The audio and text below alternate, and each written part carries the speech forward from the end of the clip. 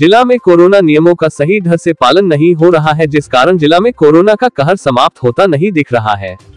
इस विषय पर चिंता जाहिर करते हुए सचिव जिला विधिक सेवा प्राधिकरण पंकज गुप्ता ने कहा कि लोग सिर्फ यह मान रहे हैं कि कोरोना जिला में बाहर से आने वाले लोगों से आ रहा है, लेकिन असल में लोग कोरोना नियमों का पालन नहीं कर रहे हैं, जिस कारण जिला में कोरोना के मामले बढ़ रहे हैं। उन्होंने कहा कि सामाजिक, राजनीतिक और धार्मिक कार्यक्रमों में कोरोना नियमों का पालन नहीं हो रहा है और प्रशासन को बिना जानकारी दिए लोग इकट्ठे हो रहे हैं, जिससे कोरोना के मामलों में वृद्धि हो रही है। अतः हम सबको चाहिए कि हम कोरोना नियमों का कड़ाई से पालन करें, तभी कोरोना संकट से बचा जा सकता है।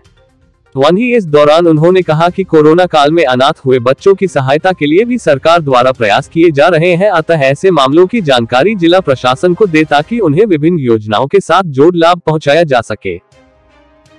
नमस्कार। हम सबको ज्ञात है कि कोरोना के मामले हमारे चंबा में दिन प्रतिदिन बढ़ते ही जा रहे हैं। हम थर्ड वेव का सोच रहे थे कि कोरोना की थर्ड वेव आएगी, परंतु अभी सेकंड वेव ही नहीं ख़त्म हुई है और मुझे तो ये लग रहा है कि कोरोना की सेकंड और थर्ड वेव मिक्स हो गई है।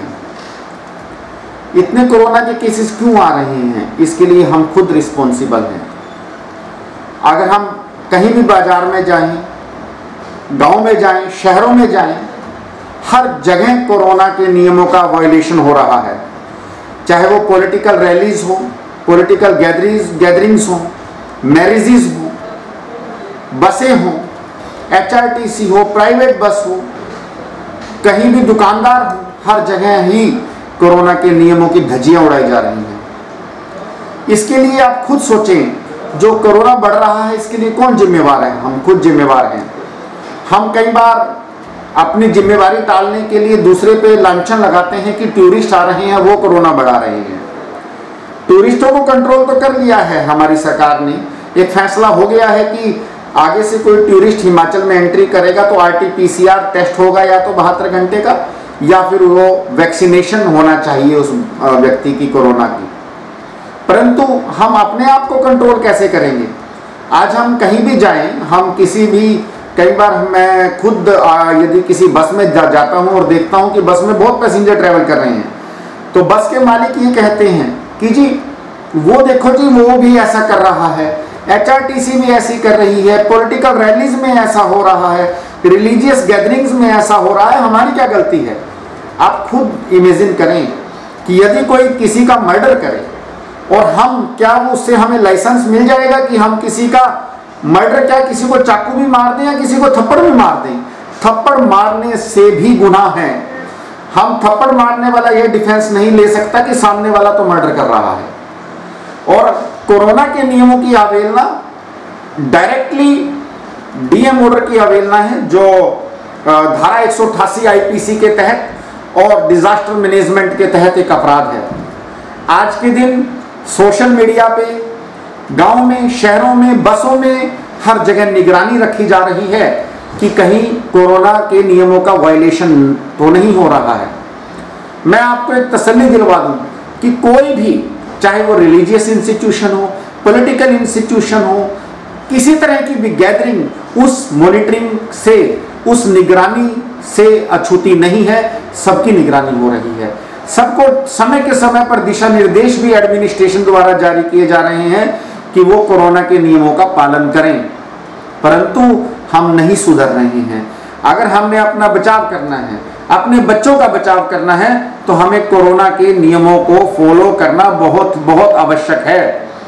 यदि बस में एक नियम बना हुआ है कि 50% पैसेंजर्स ही ट्रैवल करेंगे, तो मैं पैसेंजर से अनुरोध करूंगा कि जब आप सीट पे बैठे हैं तो आप ड्राइवर कंडक्टर को बोले कि मैं यहाँ पे दूसरे सवारी को नहीं बैठने दूंगा, क्योंकि नियम बना हुआ है कि 50% ही सवारियां जा सकती हैं।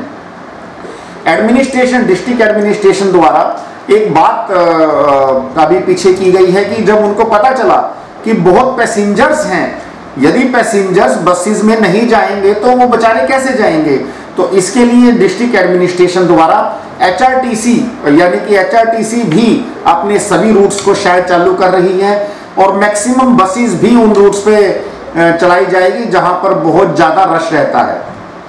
जैसे कुछ रूट्स हैं वहाँ मॉर्निंग और इवनिंग में ज़्यादा रश रहता है, तो वहाँ पर HRTC स्पेशल बसेस भी चलाई जाएगी।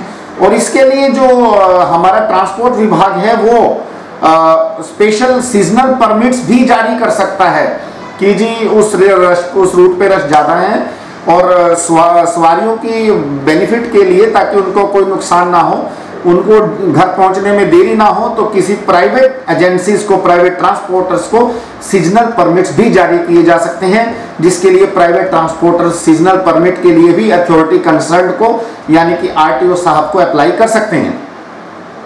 जहां तक कोरोना की एक बात और हमारे उसमें आई है कि ऑनरेबल हाई कोर्ट के दिशा निर्देश अनुसार और HP state legal services authority के दिशा निर्देश अनुसार यदि कोई ऐसा बच्चा है किसी के घर में कि जिसके माता या पिता दोनों में से कोई भी, या उनमें घर में कोई कमाने वाला, कोई सिंगल कमाने वाला था, या माता और पिता की किसी की एक डेथ हुई कोविड की वजह से, कई बार कोविड की वजह से डेथ नहीं होती, पोस्ट कॉम्प्लिकेशंस कोविड की वजह से डेथ्स हो रही हैं कि कोविड से ठीक हो जाएंगे लेकिन फेफड़े खराब हो गए हैं या कुछ ऐसी स्थिति हो गई है जिसके कारण 1 महीना 2 महीने के बाद डेथ्स होती हैं। ऐसी स्थिति में यदि कोई डेथ केस है तो हम उस परिवारों से कांटेक्ट कर रहे हैं। यदि ऐसे बच्चे हैं तो हमारे पास 2 स्कीम्स हैं। उन बच्चों को जुवेनाइल जस्टिस एक्ट के तहत चाइल्ड वेलफेयर कमेटी के थ्रू हम उनकी जिम्मेवारी सारी सरकार के ऊपर डाल सकते हैं कि उनको CCIs में भेजा जाए, वहीं उनको पढ़ाई लिखाई हो और वहीं उनको कपड़ा और खाना सब कुछ फ्री ऑफ कॉस्ट दिया जाए। इसी तरह एक हमारी स्कीम है मदर टेरेसा योजना। मदर टेरेसा योजना के तहत भी उन परिवारों को बेनिफिट मिल सकता है, परंतु उसमें एक कंडीशन है मदर टेरेसा स्कीम के लिए कि उस परिवार की सालाना आय 35,000 रुपये से ज़्यादा नहीं होनी चाहिए। यदि किसी ऐसा परिवार है जिसका कोई बच्चा ऑर्फन या सेमी ऑर्फन या फिर ऐसा बच्चा है कि जिसका कोई घर में अकेले कमाने वाले की डेथ कोविड की वजह से हुई है, तो वो मदर टेरेसा स्कीम के तहत यदि वो 35,000 रुपये से कम उसकी सालाना आय है तो उस बच्चे को फाइनेंशियल बेनिफिट दिया जा सकता है। इसके अलावा हमारे पास फोस्टर केयर स्कीम भी हम इम्प्लीमेंट एडमिनिस्ट्रेशन के माध्यम से करवा सकते हैं, जिसके तहत यदि कोई बच्चा ऑर्फन हुआ है तो हम उस ऑर्फन बच्चे को फोस्टर केयर के तहत ऐसा परिवार जो उस बच्चे को पालेगा उसको 2,000 रुपया महीना, लगभग 2,000 रुपया महीना दिया जाता है उस बच्चे को पालने के लिए। यानी कि सरकार हर कदम में प्रयासरत है कि कोरोना से जिसको नुकसान हुआ है उसको लाभान्वित डिफरेंट स्कीम से करवाया जाए। सरकार इसलिए भी प्रयासरत है कि 50% नहीं चलेगी, बसों में ज़्यादा भीड़ नहीं होगी, सभी मास्क लगा के रखेंगे, कम से कम बाजार में आएंगे। सरकार अपनी तरफ से सभी कार्य प्रणाली कर रही है, लेकिन हमारा खुद का कर्तव्य भी है कि हम भी सचेत हो जाएं। डरना बहुत जरूरी है, डर कर ही हम कोरोना पर विजय पा सकते हैं। मुझे आशा है कि आप अपनी रिस्पॉन्सिबिलिटी, अपनी ड्यूटी समझेंगे सभी, और कोरोना से बचाव रखने के लिए कम से कम बाजार में या पब्लिक प्लेसेस पे जाएं, जब जरूरत है तभी जाएं। मास्क अवश्य अवश्य और अवश्य ही लगाएं, बिना मास्क तो घर से बाहर कदम ना ही निकालें। और ये बहाना मत बनाएं कि दूसरा ऐसा कर रहा है तो मैं कर रहा हूं तो मैं क्या अपराध कर रहा हूं। नहीं, अगर दूसरा अपराध कर रहा है तो आप भी अपराध कर रहे हैं। अगर किसी कारणवश दूसरे को किसी ऑफेंस की सजा नहीं मिल पा रही है, इसका मतलब यह नहीं है कि वॉयलेशन करने वाले को जो क्रिमिनल एक्शन होना चाहिए वो नहीं होगा, वो भी होगा। तो प्लीज डरें और अपने आप को कोरोना से बचाएं। Thank you very much. जय हिंद। हिमाचल प्रदेश और चंबा जिला से जुड़ी विभिन्न जानकारियों को जानने के लिए देखते रहिए चंबा हलचल का YouTube चैनल और Facebook पेज। हमारे साथ जुड़े रहने के लिए हमारे YouTube चैनल को सब्सक्राइब करें और Facebook पेज और वीडियो को जरूर लाइक करें। धन्यवाद। देखते रहिए चंबा हलचल।